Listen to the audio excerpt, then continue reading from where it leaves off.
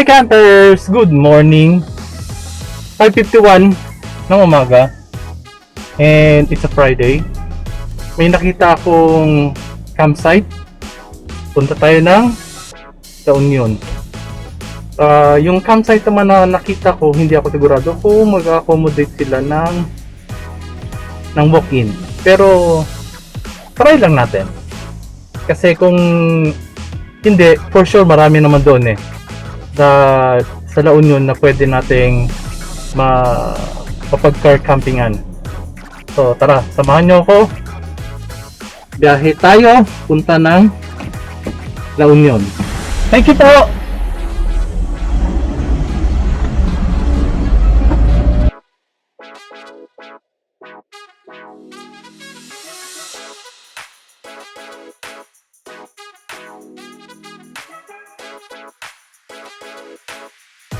Stopover muna tayo dito sa Shell. Kain muna tayo saglit.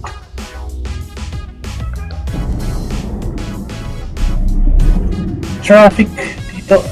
Saan pantira ba ito?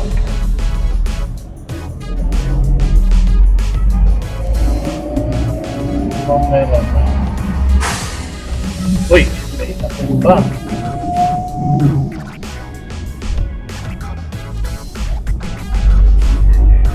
Oh.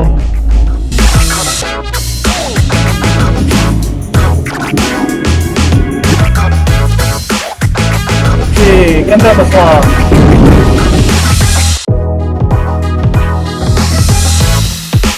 About Santos Avenue. Engine left on the way about Santos Avenue.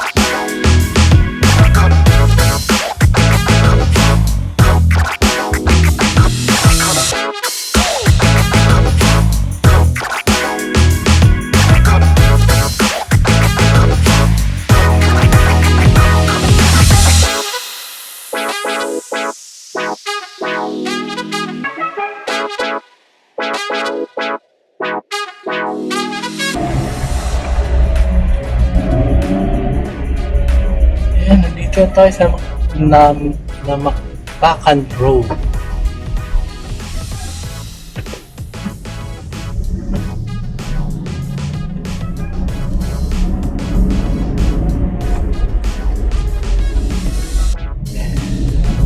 Natin yung church.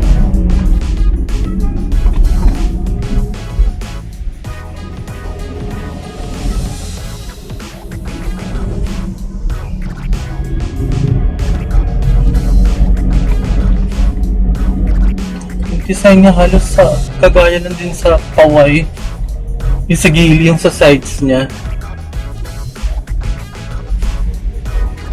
Okay, but anyways, mamaya na yan.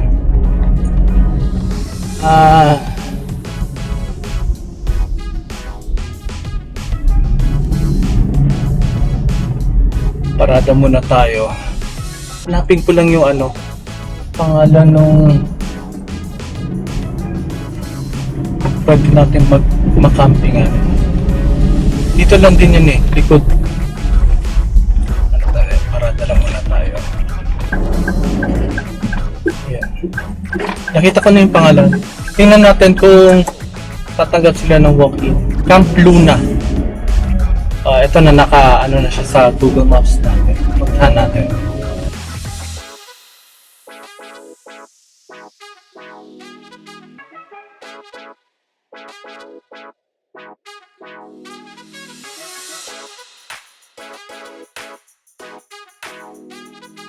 Kuya, may daan ba pupunta dito sa Camp Luna? Dari lang, may iwan. Oh, sige. Dalawa pa yan.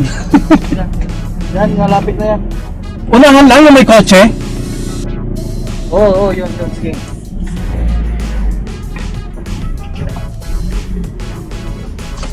Salamat!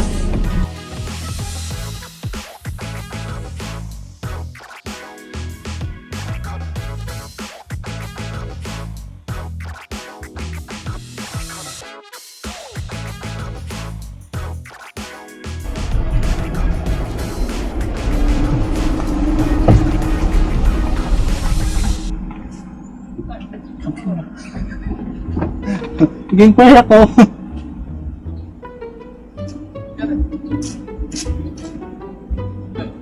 Pwedeng Saan ba pwedeng may mapaparadahan ba?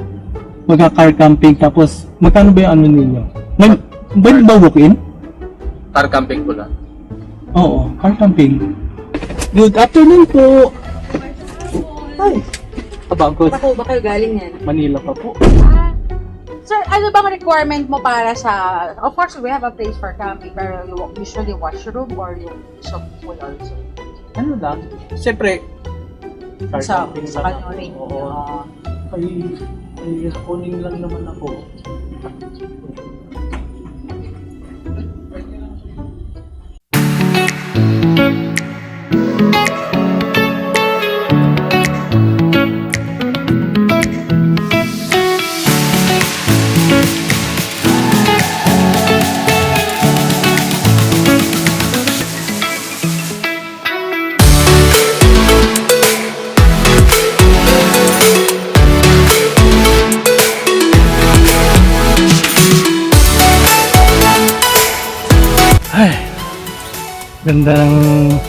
Ganda ng sunset, guys. Tingnan nyo.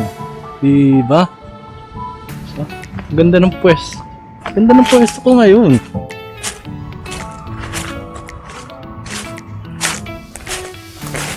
Dito malambot ito. Kailangan na ito mag-compact dito. Oh, diba? Ganda-ganda ng pwesto ko ngayon. Tabing dagat. Pwede rin tayong maligo. Pero siguro bukas or mamaya. Pwede naman tayo maligo doon kailan nanay.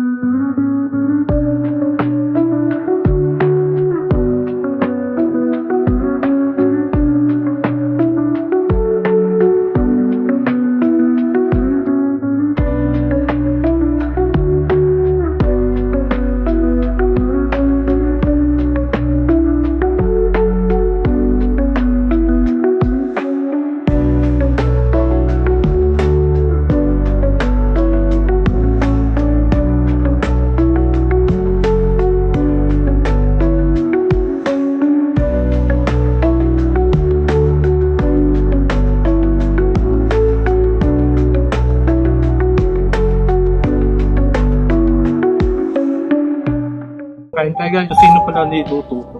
7:40. Galing din naisip ng kapatid ko, si Troy. Mga ganitong C2 na empty. pupunuin namin ng tubig, hanggang dito lang. Kasi, syempre, ang tubig pag nag-freeze, mag-expand pa yan. So, pag nag-freeze na, yun ang ilalagay namin sa mga cooler.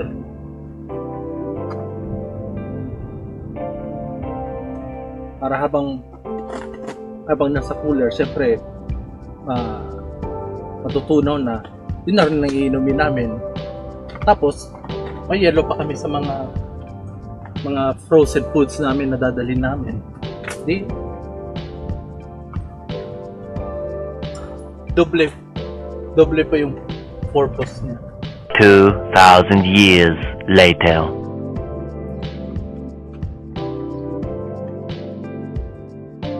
Good morning, campers! Another day dito sa Camp Luna. Dito sa Luna, La Union. Ito, sorry kung hindi ako nakapagpaalam kagabi. Ito ngayon. Yung umaga. So, time check na pala. It's 5:23. 5:25. No, umaga. Punta muna tayo dito sa seaside.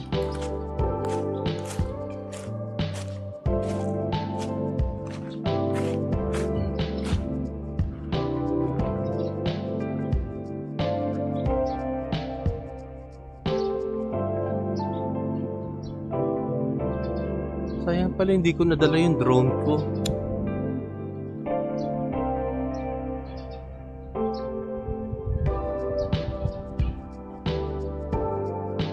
Ganda.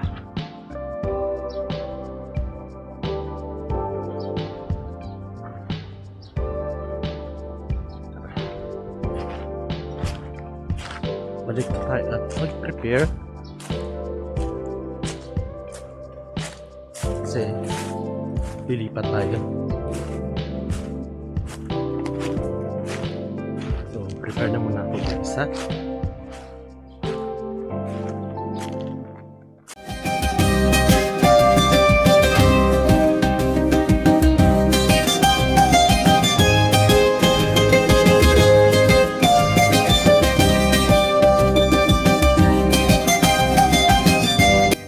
Pasensya mga campers at hindi ko mapapakita yung loob ng accommodation kasi nung sa araw ng camping natin dito sa Camp Luna ay kasalukuyang may mga guests silang naka-check-in ngayon. Kaya check nyo na lang yung Facebook page nila para sa ibang detalye. Kasalukuyan nandito po tayo sa Namakpakan Church sa Luna, La Union. Ang simbahan na ito ay opisyal na pinangalan ng parokya ng Santa Catalina ng Alejandria. Parokyang ito ay itinatag noong 1690. Ang kasalukuyang gusali ng simbahan ay itinayo sa pinaglalagyan nito ngayon. Isa ito sa pangunahing lugar ng peregrinasyon o paglalakbay pananampalataya dahil sa pinipintuko nilang imahe ng mahal na berhen na tinatawag na Berhen ng Namakpakan o Apo Bakit. Ito'y salitang Ilocano para sa ginagalang na matandang babae. Ang arkitektura ay itinuring bilang isang earthquake baroque na simbahan na may makapal na pader at mga kontrapuertes upang makatiis sa mga malalakas na lindol. Ang salitang Namakpakan ay nagmula sa salitang Ilocano na nangangahulugang ang nagbigay ng pagkain, na sumisimbolo sa pagiging mapagpatuloy ng mga naninirahan sa bayan loob.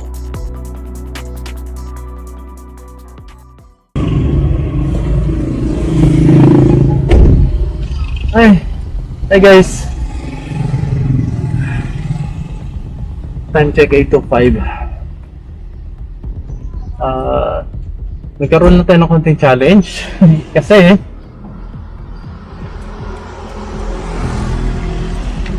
Nasaraduhan ako.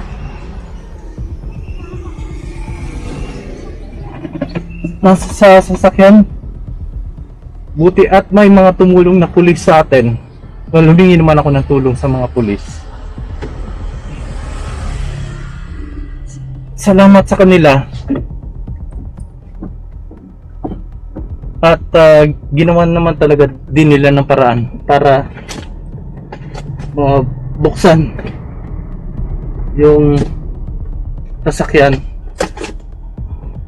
Dalawa kasi talaga susi ko, yung ang nangyari, yung extra ko na susi naiwan ko doon sa likod. Buti na lang din may dumaan na taga Aguila Glass. Thank you, kasi ang laking pasasalamat ko sa mga pulis na tumulong sa atin.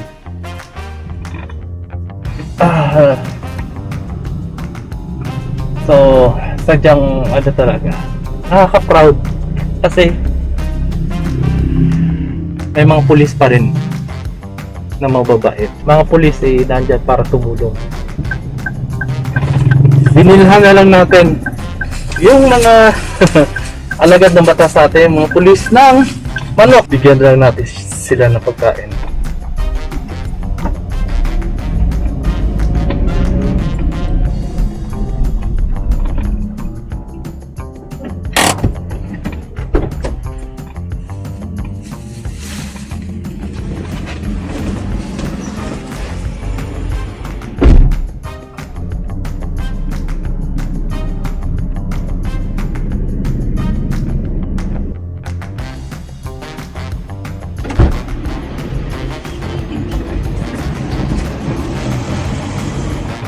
Maraming salamat ulit sa mga pulisan natin.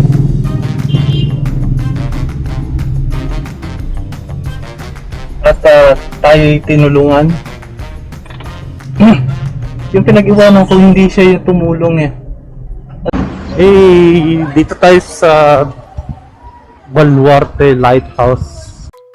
Ang Baluarte Lighthouse ay matatagpuan sa Barangay Victoria, Luna, La Union. Nakatayo ito sa sikat na Luna Pebble Beach at nakaharap sa West Philippine Sea. 400 taon na ang nakalipas sa panahon ng kolonyalismo ng Espanya. Ang pangunahing gamit nito ay magsilbing tanawan upang makita at magbigay ng maagang babala laban sa pag-atake ng mga piratang Moro, Chino at Hapon at iba pang mananakop na dumarating mula sa dagat. Ginamit din ito bilang posteng pangkomunikasyon ng mga puwersang Amerikano noong ikalawang digmaang pangdaigdig.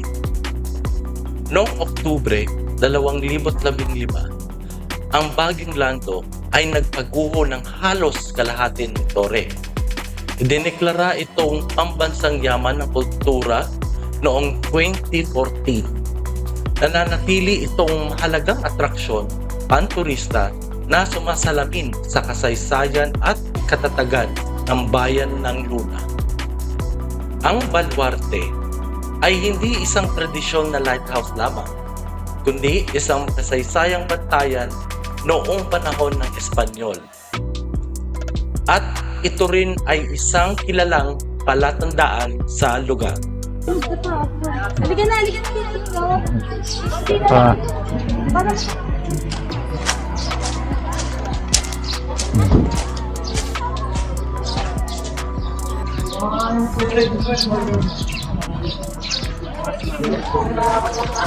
Daming tao sa loob.